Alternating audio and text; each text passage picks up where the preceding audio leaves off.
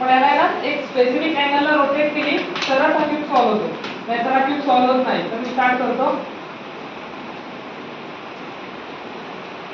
काही सेकंदातच तुमच्या समोर एक ठराविक मुवमेंटमध्ये तो क्यूब्स तयार होणार आहे. एरवी तुम्ही कितीही प्रयत्न केला तरी तो होणार नाही.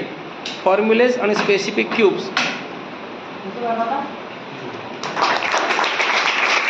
स्टेप बाय स्टेप हा सॉल्व्ह करायचा असतो. तर मी आता हा सॉल्व्ह करायला सुरुवात करतो.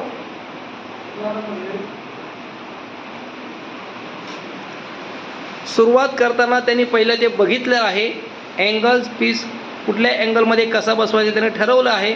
पहिलं तो कलर मॅच करणार आहे, नंतर फर्स्ट लेअर मॅच करणार आहे, नंतर सेकंड लेअर, नंतर थर्ड लेअर. त्याचे plus minus up down left right हे सगळे फॉर्म्युलेज आहेत.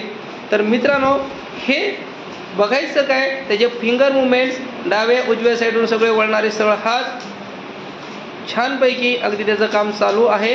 आणि आपण पाहत आहात दुसरी लेअरही पूर्ण झालेली आहे. पहिला कलर मॅच केला आहे, दुसरा त्याचे फिंगर मुवमेंट्स. आता कॉर्नर मॅचकडे लास्ट मुवमेंट्स असणार आहे आणि ऑलमोस्ट क्यूब तयार होत आहे.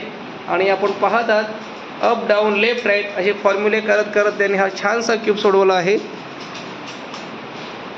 आणि क्यूब इज रेडी. बॅकग्राऊंडच्या लेखनाला अनुसरून असं किंवा ॲबस्ट्रॅक्ट कॅलिग्राफीमध्ये जातं. दुसरं सर्वांना हे मन घरी सरांनी शिकवलेलं